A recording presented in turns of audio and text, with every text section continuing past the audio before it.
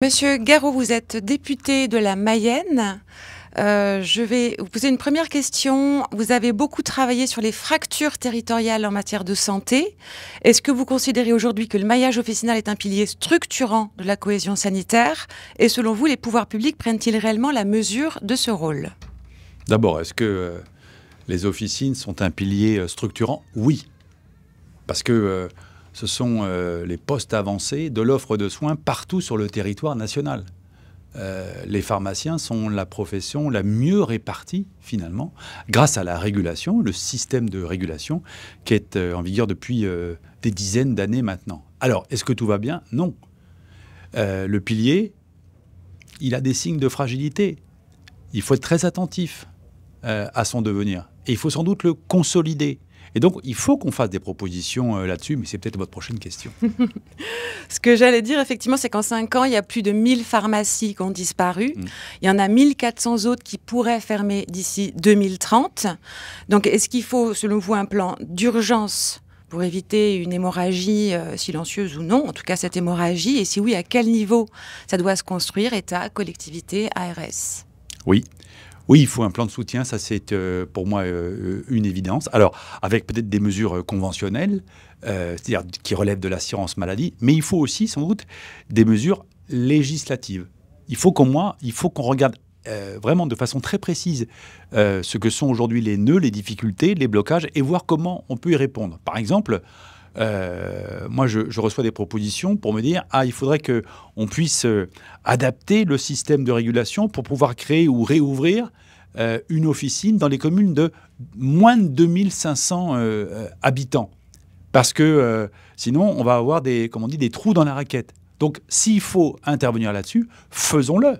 L'important étant qu'on puisse garantir quand même à chacun en France, où qu'il soit et où qu'il habite, l'accès à une officine. Et ça, c'est la force quand même du modèle français. Donc, faisons en sorte de l'adapter aux défis de 2025. Dans les zones rurales où les médecins partent, le pharmacien devient donc parfois le seul professionnel de santé Absolument. en poste. Est-ce qu'il ne faudrait pas repenser son statut, ses missions, peut-être ses moyens, plus en cohérence avec la réalité du terrain? Complètement. Complètement. Et ça, il faut le faire avec la profession, bien sûr. Il faut le faire dans un dialogue aussi avec les autres professionnels, parce qu'il peut y avoir parfois des incompréhensions, des crispations, mais il faut bien qu'on avance. Néanmoins. Et quand il ne reste plus que le pharmacien, comme, on va dire, acteur local d'une offre de soins, eh bien, il faut lui donner tous les outils, toutes les armes pour qu'on réponde au mieux aux besoins de santé. Bien sûr, un pharmacien n'est pas un médecin, et l'inverse non plus d'ailleurs.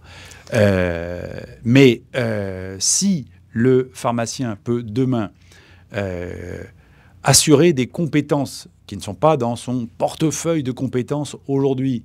Et si ça doit se faire par délégation, mais faisons-le.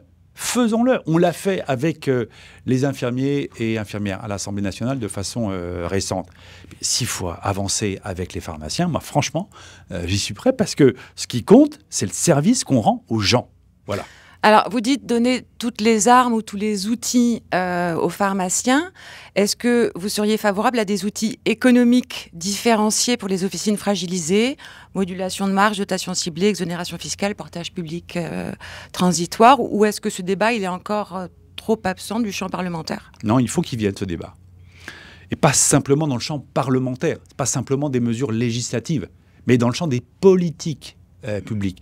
Mais ce que je crois très important, c'est qu'on ait une approche ciblée et qu'on cible au sens où on aide les officines qui sont aujourd'hui en fragilité. Pourquoi? Parce que quand vous n'avez plus de médecins dans votre secteur, quand vous êtes dans un secteur où on a progression de la désertification médicale, bien sûr que ça fragilise l'officine. Donc, c'est vers celle-là, c'est vers ces officines-là qu'il faut se tourner. Et que l'attention des pouvoirs publics doit être portée. Et il faut vraiment avoir une approche cohérente. Moi, je me bats à l'Assemblée pour qu'on répartisse mieux nos médecins à l'échelle nationale. Eh bien, il faut ça pour qu'on consolide l'ensemble de nos officines, bien sûr. Mais s'il faut des aides ciblées, s'il faut une approche, franchement, d'urgence, c'était votre mot, dans les temps qui sont là, hein, ben faisons-le. Parce qu'il ne faut pas, demain, réparer ce qui ne l'aurait pas été aujourd'hui. C'est maintenant qu'il faut agir. On parlait de l'Assemblée. Lorsqu'on parle des déserts médicaux à l'Assemblée, en fait, on entend quand même très peu parler des pharmaciens.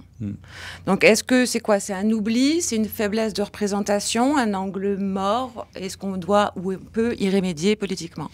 Oui, mais c'est vrai parce que je pense qu'on a tous considéré que les pharmacies, finalement, bon an, mal an, ça allait bien dans le pays. Et c'était la dernière profession à laquelle on pensait lorsqu'on disait qu'il faut intervenir sur le champ de l'offre de santé. Et puis on a vu pendant le Covid qu'on était bien content d'avoir les pharmaciens pour faire tout ce que d'autres ne pouvaient pas faire. Bon. Et puis on a regardé un peu plus près et puis on s'aperçoit qu'il y a des pharmacies en grande difficulté. Vous le disiez, il y a 1000 pharmacies de moins depuis 5 ans. Donc tant mieux que le débat arrive, tant mieux qu'il arrive jusqu'à l'Assemblée nationale et tant mieux qu'il y ait des journées comme celle-là parce que c'est aussi des prises de conscience pour un grand nombre de responsables. Merci beaucoup. Merci à vous.